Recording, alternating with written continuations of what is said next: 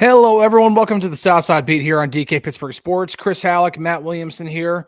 Today is presented by FanDuel. Really appreciate you guys tuning in. Matt, the Steelers proved a lot of people wrong on Sunday. Yeah. Beat the Colts 27-20.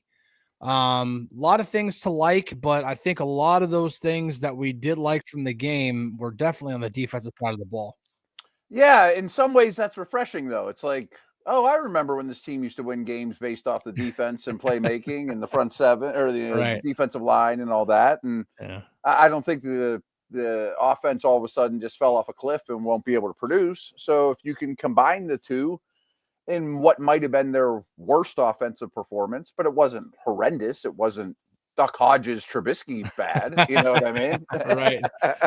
Yeah, it was not the most encouraging offensive performance for sure. You know, that they had a lot of 3-and-outs. They did not sustain drives. Now the Colts, to their credit, they do have and we talked about it before the game, they have a much better defense than people give them credit for. Yeah, I came away with that impression too. Yeah. Well, and I'm because I think what you do is you look at total yards or total defense and total passing yards, and they're like, well, they're at the bottom of the league. Well, of course they're at the bottom of the league because they're getting up on teams by 2-3 scores so fast that teams have no choice but to do nothing but throw all game. Of course they're giving up a lot of yards that way. And Buckner's on the sideline with a baseball cap on. Right, exactly. So. I thought the Colts had a better defense going into the game than people anticipated. I think we saw that, especially when it came to, because I think the most concerning thing about the offense in that game was the lack of a run game. They didn't even average, Warren didn't even average 2 yards a carry. They got shut down running the ball. And I would even go back the last 6 quarters. Where's the run game been? Yeah. I think that's definitely concerning. We could definitely kind of highlight that when we turn the page over to the Chargers. But I do want to go over before we do look ahead to Week 10 to look at what this team did differently to defend the number one offense in the NFL, because 6 takeaways. Outside of some garbage time stats, they held this offense really to 10 points. It's kind of like the Super Bowl when the Eagles beat the Chiefs. You kind of want that final score to be way more lopsided than it ended up being, because the Chiefs got some garbage time stuff. Because it was a much better defensive performance than the final score indicated. It's kind of the same thing here. They did a lot better than the final score indicates. So I thought this was their best defensive performance. And I think a lot of it came from the things they did differently. What really stood out to you in this game from what they did schematically? And I think you said this, but just want to reiterate it. I think it was their best defensive performance because you have to consider the opponent. I mean, I very much believe that was the best offense in the league. I still think it's at the top, if not, I mean, it's a really difficult one to defend. A lot of things, obviously. I definitely think Ramsey at safety, the word I've been saying all week was just such a stabilizing force, that I think it just shored things up. It's hard for you and I to talk about their communication and things of that nature. We're not listening. We're not in the meeting rooms, but everything was so much cleaner just from a procedural, no palms in the air, not guys running free. A tight end goes in motion from left to right, and linebackers and safeties don't know how to handle that. Like that kind of stuff is absolutely instrumental. And a huge thing I didn't know how. I'm not a coach, but a huge thing I was talking about all last week up till this time, till kickoff, was you just have to figure out a way for the quarterback to tap the ball in his pocket 1 beat more, 0.3 seconds more, and good things will happen. And they did. And we can talk about how that happened. I mean, there's a lot of scheme things and flat out better execution too. And it's real easy to talk about the 2 high and the 3 linebackers, but they also just won a lot of one-on-one matchups. They did. Yeah. Well, and even then they did. I'm trying to think of the actual number, but there were not a lot of explosive plays given up. I think maybe 2 through the air. Sounds about right. And I can't remember any on the ground. It depends if you classify an explosive run on the ground as 10 yards plus or 15 yards plus. Mm-hmm. But there definitely weren't any runs of 15 plus yards. There might have been one that went over 10, and if there was, it was one. Yeah. They smothered like Jonathan. Yards, they smothered Jonathan Taylor throughout the game, but even then through the air, they did not get gashed. I do think, and I'm gonna give, it's been on the DK Pittsburgh Sports app for several days, so I'm not giving away anything here, but I still urge you to download our app and to follow my work there, because the breakdown in coverages was very, very different from what they did the 8 weeks prior. One leap page anything was not just the decreased use in man coverage, or because they were still in single high more often than two high, but it was than usually had. But cover six they were using cover six 4.3% of the time in the first 8 weeks of the season. They used it 17.9% of the time against the Colts. It was a huge jump in cover six. And you might not think that's a huge jump. That's a huge jump. That's a massive jump. Yeah. I mean, they were still predominantly cover three, but not by that much. Cover three was 26.8% against the Colts. Cover one was 25%. So again, you still had a lot of single high, but when you look at pretty much 18% of cover six, 12.5% of cover four, 12.5% of cover two, and that's cover two zone, not cover two man. Like they use the too high stuff quite a bit and use the match coverage stuff a lot more often than they typically had. I thought that using that a lot more often played into their players' strengths more often. Darius Slay is not a press man corner anymore. He should not be utilized that way. And this gave him the opportunity to read and react, which is what still made him a very, very good player for the Eagles last year. And I'm going to give him credit, by the way, for coming back from that finger. So, some people that I know that were on the field were like, that was a very, very painful and significant injury. DK saw it after the game. He said his finger looked like he had a golf ball inside of his finger. Wow. Okay. Yeah. It doesn't surprise me. It was. I mean, Tomlin called it a dislocated finger, and I've played the guy that was turning down tackles and not playing hard. Let's give him credit when he deserves it too. Yeah. And Denny here says, they were far less predictable. Well, I mean, Tara Lawson talked about it during the week. He said they were probably expecting a lot of single high because we're a single high team, and they didn't get it. So that's again, credit goes to the coaching staff for making schematic changes, but also credit goes to the players, because I thought one of the things that stood out to me more than anything was actually that very first drive. They gave up a touchdown, but it was the way they were playing. They were playing with a lot more fire. They were playing with a lot more fight. You could see it. There was a different energy on that field. Felt like a Dublin game, or Yes. Yeah. I mean, Ramsey, you just laying bodies all over the place, like away from the play. Like he was knocking guys, 5 yards away from him. He was the tone, and guys fed off of that. And then of course it really was like the dam broke, because they hadn't taken the ball away since Dublin. And then as soon as TJ gets that strip sack, it really, like literally the dam broke, like, because they just couldn't stop taking the ball away at that point. It felt, the very next possession, Peyton Wilson intercepted it early, gave the offense the ball in the red zone, right away. So no, I thought it was a great performance for this defense. That being said, we're going to take a break. When we come back, it's important for them to do it again, and it's not going to be easy against a really tough Chargers team. So we're going to take a really quick break. We'll be right back to talk about Sunday night's matchup against the Chargers at SoFi Stadium in Inglewood, California. So don't go anywhere. We'll be right back. At DK Pittsburgh Sports, we take pride in coverage that connects our city's fans to their favorite teams. Now, that connection's stronger than ever. Introducing our all-new state-of-the-art app. Find expert inside reporting and original podcasts. Check live box scores. Track the latest stats. Chat it up with our community of thousands of fans, all in one place. The new app from DK Pittsburgh Sports. Coverage that connects.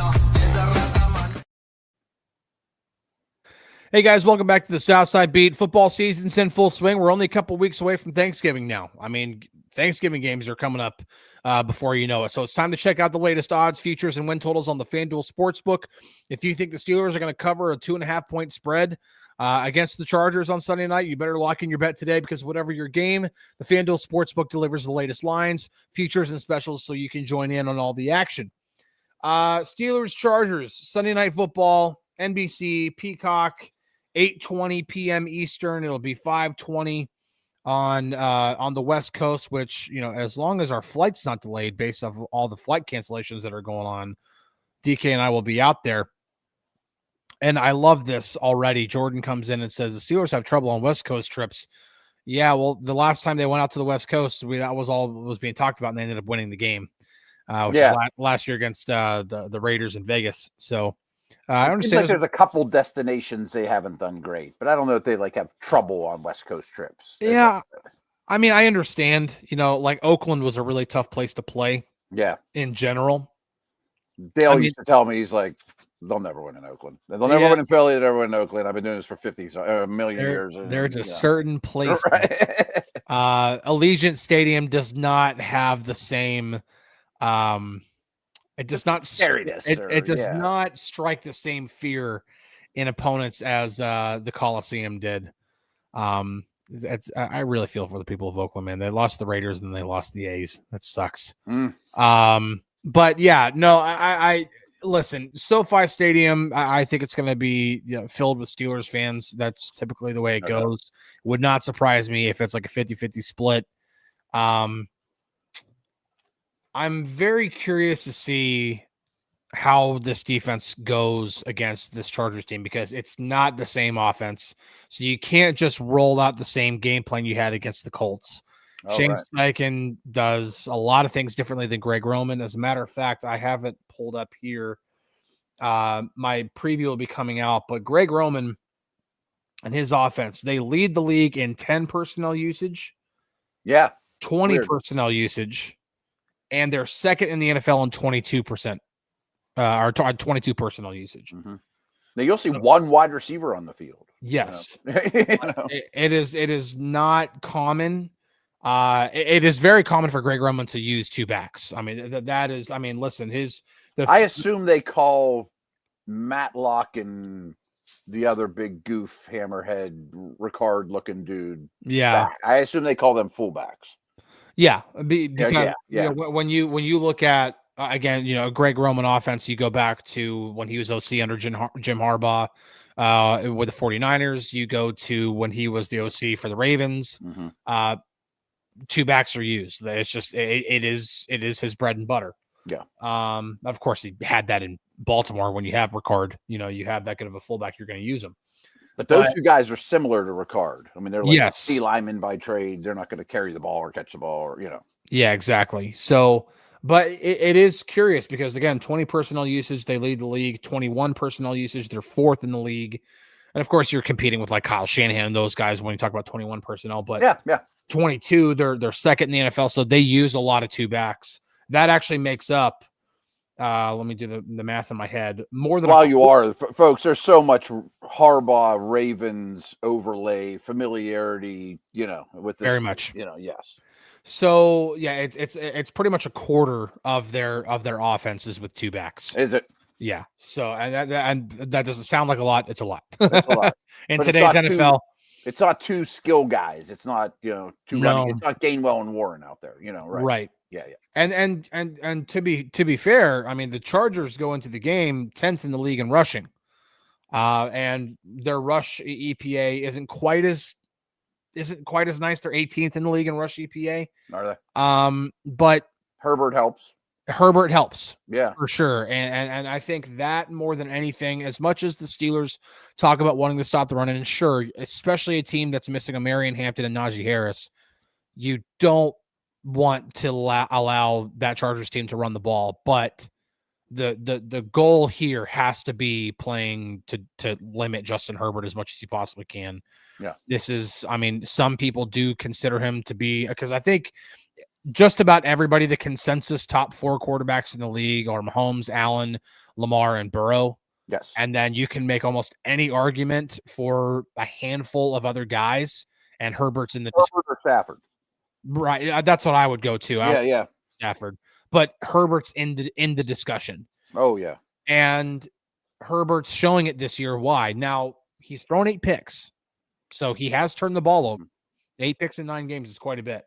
But however, are you familiar with his touchdown interception ratio from last year? Yeah. It's like MVP Aaron Rodgers. I mean, he threw 3 picks last year. Yeah. You know? So let's see. He's got 18 the pressure touchdowns. He's been under it's crazy. It's insane. And that's honestly probably what's going to make or break this game. Is not only how often can they pressure Herbert, because based off of that offensive line they're going to put out there on Sunday night, they should, but it's not just about pressuring him. It's about containing him. It's about not letting him escape. Mm-hmm. It's about coming with pressure that literally collapses in on him where he has nowhere to go. It might not be the type of pressure that's going to rack up 5 or 6 sacks in a game, but if it is the kind of pressure that can encircle him and not allow him to get those back, he needs 1 rushing yard to match his career high. Yeah, he's leading the league in rushing. Like, people might be blown away by that. I mean, I know Lamar's been hurt, but still. Yeah, like he needs 1 yard. He has, well, I have it here. He has 305 yards on the ground this year. Mm-hmm. And they'll do some design stuff. A lot of them are scrambles, but I mean, they do. Right, yeah. Roman will have some he's design not stuff here and there. I have a hard time calling him a true dual threat guy, but he's kind of, it's not quite Josh Allen, but it's like, it's almost the next rung down. Yeah. And more so now than it used to be. Mm-hmm. Somewhat by necessity, because he's always under a ridiculous amount of pressure. Right. And so the Steelers need to find a way to limit that, because Herbert will make plays with his arm. He has a great arm. Yeah. I love his pass catchers too. I mean, there's not Jamar Chase, but there's a wide variety. Yeah. He's got, I mean, there is a reason why going into this game, Herbert is 2nd in the league in completions, 3rd in the league in attempts, 2nd in the league in passing yards, 2nd in the league in passing touchdowns. Like, there is a reason. Mm-hmm. So I mean, he was in MVP conversation for the first month of the season or so, and then Sam Darnold, yeah. And the Sam Darnold and the Seahawks have just freaking, I do think I think this is the story going into this game. How this defensive front can not just take advantage of a weakened offensive line. I mean, they're without Joe Alt and Rashawn Slater. Both of their starting tackles are out. Mekhi Becton, I don't think the Chargers have come out with their final injury report for the game yet, but Becton's been limited in practice, so I'm curious to see how that's going to go. If he's out, I don't know how much. He's their best remaining guy, right? That could play. Like, I don't know how much worse it could get. It's the worst line in the league right now, and I don't even think it's close. And there's a lot of awful lines in the league. Now, real quick, Chris, yeah, I really expect some communication problems. There's going to be people playing positions they're not familiar with. Mm-hmm. Is Penning going to play? He just showed up. Yeah. He's kind of a wild card anyways and isn't good. And we were talking about this on the drive today. Like, hey, you Steeler fans that are there, your noise could actually really be beneficial for tackles that have never played before. You know what I mean? Oh, yeah, absolutely. And this could go one of two ways. This could go, we've seen this defense take advantage of a weakened Minnesota offensive line. Like, that Minnesota offensive line was banged up, and they feasted that day. Keanu Benton was awesome that day. The rest of the defensive front, they were in Carson Wentz's lap all game long. Mm-hmm. But we've also seen this defensive front not do anything, granted in the very limited opportunities, but not do very well against a very bad Bengals offensive line. True. So which Ball one came out ridiculously fast. It did in that game. Yeah. That's what I'm saying, in limited opportunities, because there were some times where it's not the pass rush. Flacco's catching it and getting rid of it. Mhm. But the times where he did have to hold on to the ball for a little longer, they weren't getting there on a consistent basis. True. So that's what I'm saying. Like, which one is it going to be? And that's why I'm like, okay, like, does it require the schematic changes again? Like, do you have to go more too high against this defense? Like, is that what it's going to take? Is it going to, I mean, whatever it's got to take, you have to be able to repeat the same type of performance that you just did against the Colts. Rarely do you have such a big advantage going into a game. You need to take advantage of it. Right. I don't think I'd blitz much, though. No way. I don't see any reason to. Yeah. No, you don't need to, especially against a weakened offensive line. You don't need to. Right. And the Steelers didn't blitz a lot last week. They blitzed less than a quarter of the time, while the week before it was nearly half the time against the Packers. Right. Like, that's crazy talk. Like, it was their most and then their least. And I think they learned their lesson, or I hope they learned their lesson. You would think. Yeah. You would think. Now, because again, these receivers, if he has time, are going to get open. Yep. And there's a wide variety of them. There are. Do you want to get into some of those targets on how they need to be defended or should be defended, or who's really kind of dangerous, most dangerous to you? All, but they're very, very different. I mean, Gadsden's come on like a madman and is a real. He doesn't block anybody. He's listed as a tight end. Keenan Allen's snaps keep getting reduced, but it's not his fault. He's still the move the chains old man. McConkey to me is an inside out excellent player. And I'm just trying to be as fast as I can because I know we don't have a ton of time. Quentin Johnston, they've figured out how to use. He is not an X. He is a Debo after the catch power strider. Yep. And Trey Harris is getting more and more too. And it's crazy because they also want to do a lot of two-back. And it's hard to have all these weapons on the field. So a lot of guys are on the sidelines not being used at times, but they're equally dangerous. In a way, it reminds me of the last two, the Colts and the Packers were similar, where they had a lot of weapons, but they didn't have Chase and Higgins, So we do have actual game designations. Mekhi Becton fully practiced on Friday, and he is cleared to play. So that's good for them. That's good for them. He often does not finish games, though. Okay. I mean, he's like 380 pounds. Bro. and he's dealing with a knee injury. It's always something lower body with him. Yeah. Bobby Hart is out. He's not good, but he was their starting right tackle a minute ago. Yeah. So Bobby Hart is out with an injury. He did not practice all week. Tarheeb Still, the corner, is doubtful. He's a good player too. Not well known, but they like him a lot. Benjamin St. Juste is questionable. He popped up on the injury report on Thursday with a groin injury, and he was limited again on Friday. So he is questionable. Dean Leonard, the defensive back, is questionable. Keandre Lambert-Smith, wide receiver, is questionable. And everybody else is cleared to play.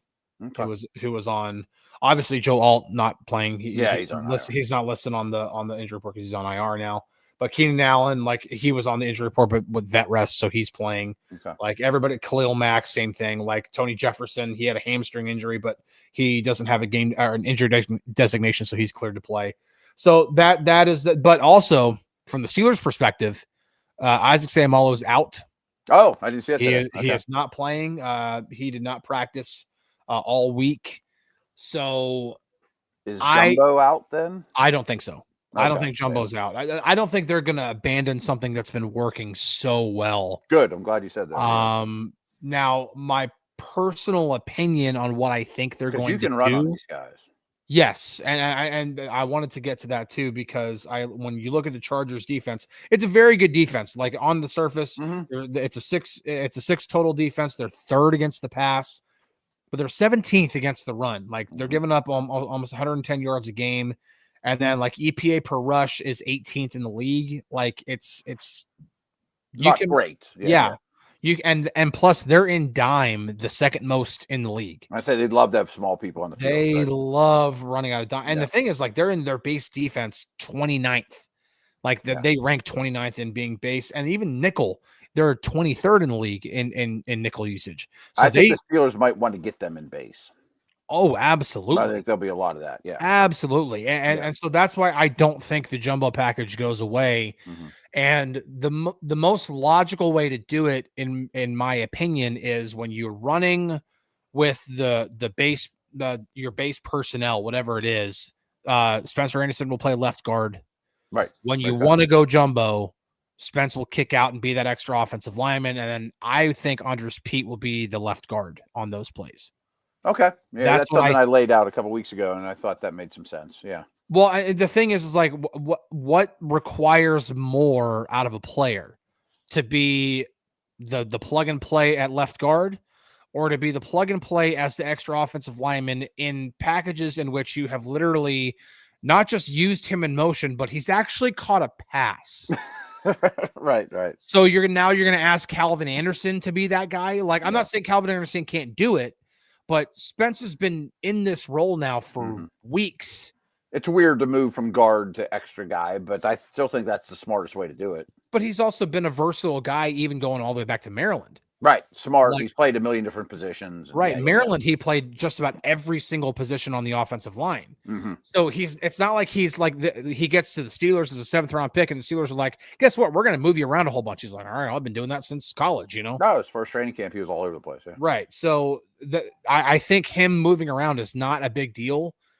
So that's what I think they're going to do, and I don't think they're going to abandon it just because of the. Now I can't confirm or deny that, and even if I did see it in practice, I'm not going to tell you, because number one, I can't report on things that I see in practice without any kind of verbal. It does seem like the most logical approach, though. Right.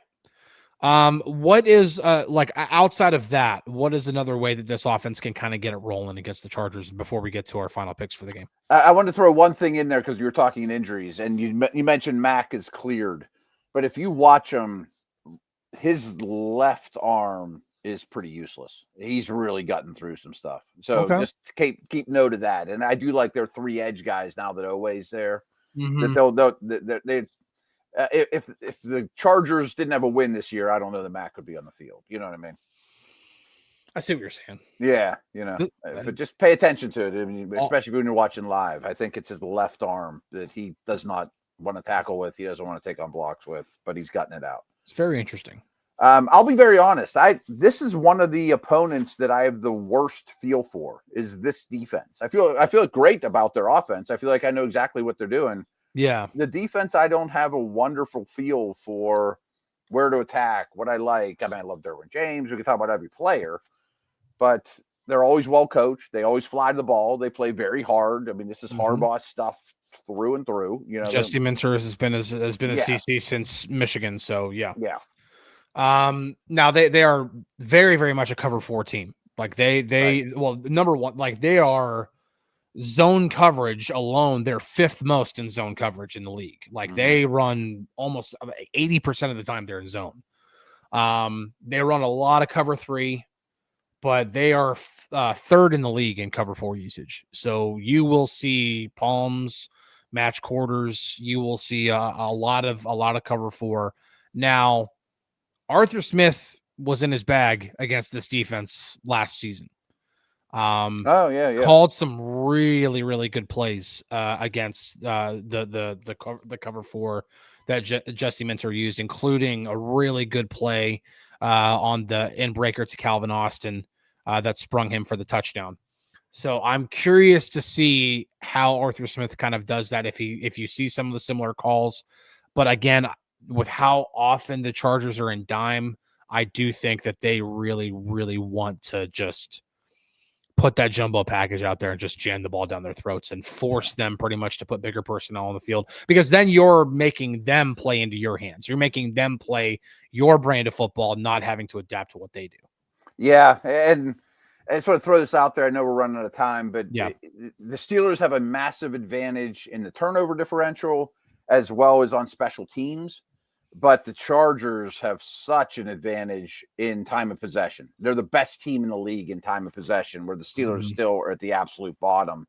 I think you really want to possess the football, bring out big personnel on offense, run the ball way more than you have these past 6 quarters. Yeah. and let Rodgers manage things and take his shots here and there. But I think you really want to control the football in this game. I would agree with that. Matt, pick for this game. Who do you have? Why do you feel that way?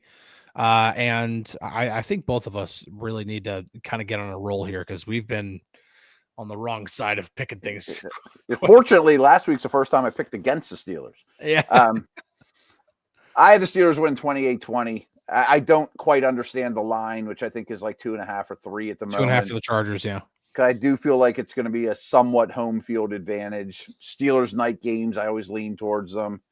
I just can't get over the O-line situation for the Chargers. It's really dismal. Yeah, this might be the worst. I like this. This is worse than the Minnesota situation. Like what the Vikings were dealing with going into that Dublin game. Certainly going into the game, maybe not what they ended up with, but yeah. Right. Yeah, because the Vikings ended up losing guys in that game too. So, yeah, I am a little. I've been 50-50 on this for a while because while I do think the Steelers are definitely feeling themselves a bit after that game against the Colts, like, and I don't mean that in like a. We played really well, so let's like take our foot off. I don't mean it that way. I mean like they figured out something that really, really worked, and they won. That it's like they're chomping at the bit to get. It's like that batter who's got like a 17-game hitting streak going. He doesn't want to leave the ballpark because looks like a beach ball. Yeah, because he just wants to keep hitting. So I feel like it's that kind of a situation like that. That's like whenever I say that they're really feeling themselves right now. At the same time, Justin Herbert scares me a lot. Oh, yeah. And if it is one of those games in which it's kind of feast or famine, like they may sack him 6 times. But if he moves the chains 3 or 4 times just with those back-breaking yards on the ground, and he's able to make some explosive plays happen because of getting out, escaping and then making throws downfield, whatever it is, this could turn into a shootout. And if it does, I don't like the Steelers' chances. I don't think the Steelers are built to get into shootouts. I'm not saying Rodgers can't sling it when he needs to. We kind of saw him do that against the Bengals, but that's also a really bad defense as opposed to what the Chargers are, and that's a very good defense. So right. My final score prediction, reluctantly, just because I don't have a good feel for it one way or the other, is like 26-24 Steelers. Like okay. It's like really, really close. Both teams could easily get into the 20s here. Because I do think the Steelers should be able to run the ball. We'll see, but I'm going to go 26-24 Steelers as my final score prediction. So I like it.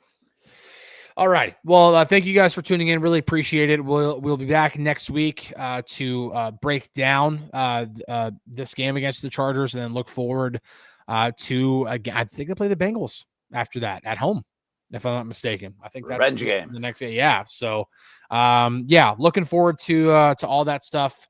Appreciate you guys tuning in. Until next time, catch you on the flippity flip. We'll see you later.